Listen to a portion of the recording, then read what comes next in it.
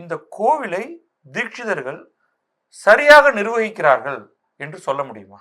நான் அதை ஒரு வழக்கறிஞராக நிச்சயம் உறுதியாக கூற முடியும். என்ன காரணம் என்றால்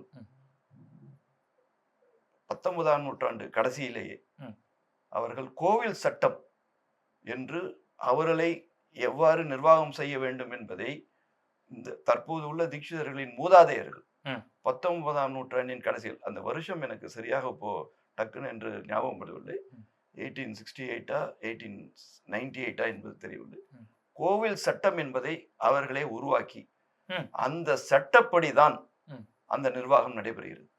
இது எந்த கோவிலிலும் இல்லாத ஒரு முன்மாதிரியாக இல்லை.